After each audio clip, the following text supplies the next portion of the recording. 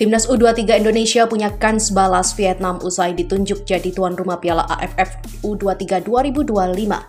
Timnas Indonesia, anak emas FIFA menuju Piala Dunia 2026. Kim Sang-sik auto pusing, Jay Itses dan kawan-kawan dipastikan tak akan bela ASEAN All-Stars saat hadapi Manchester United. Jejak 3 penyerang Eropa yang masuk radar Timnas Indonesia di Piala Dunia U17 nomor 2 berdarah Sunda. Yuk simak selengkapnya sebagai berikut.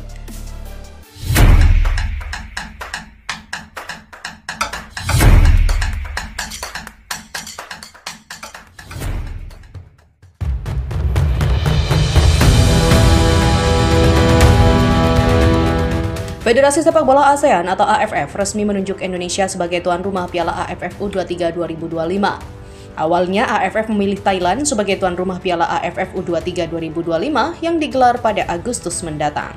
Namun, AFF kemudian mengubah keputusan dalam pengumuman terakhir pada Kamis 17 April. Menurut rencana, Piala Asia U23 2025 akan berlangsung pada 15 hingga 31 Juli mendatang.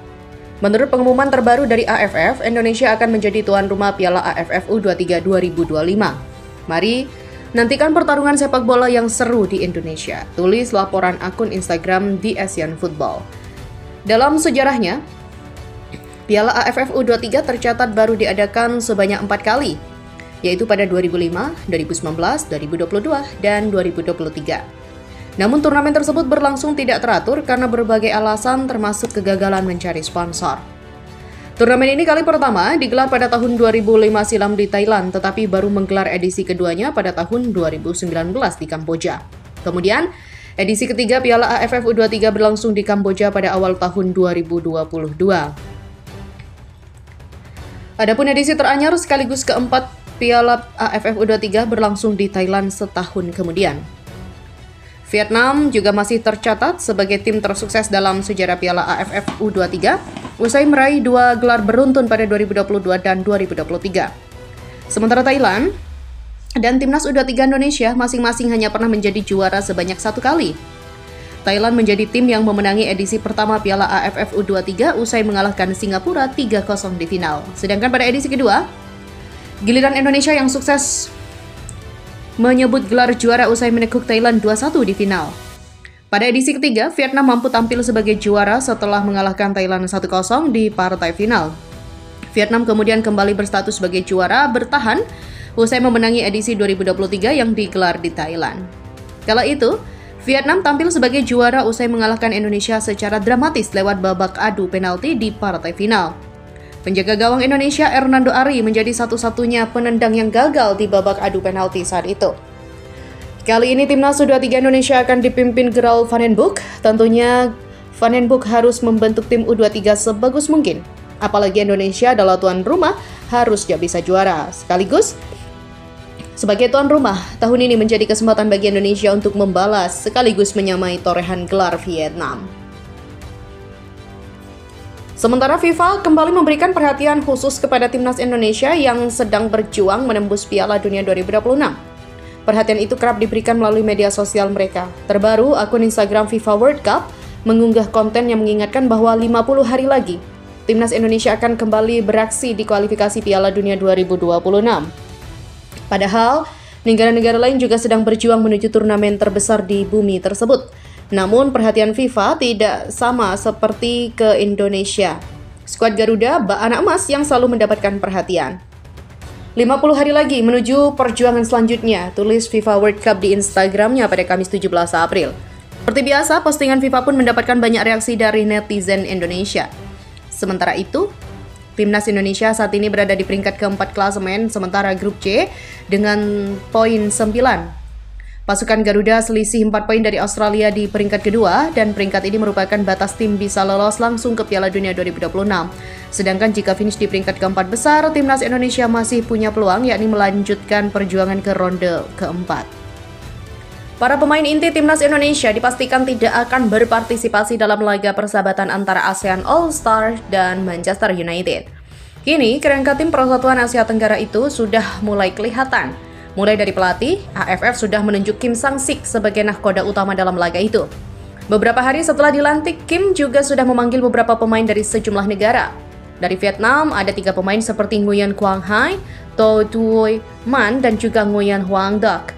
Ada pula nama Hao Pedro yang menjadi perwakilan dari Timor Leste, dan kini ada 4 pemain tambahan seperti Mang Mang Luin dari Myanmar, Baun Pa Chan Pun Kong dari Laos, dan juga Faiz Han Khan Mo dan Andres Nito dari Kamboja. Dengan begitu, kini ASEAN All Stars sudah memiliki 8 pemain yang dipastikan akan tampil melawan Sang Setan Merah. Di sisi lain, Kim Sang-sik selaku pelatih kepala tetap diprediksi akan kelimpungan.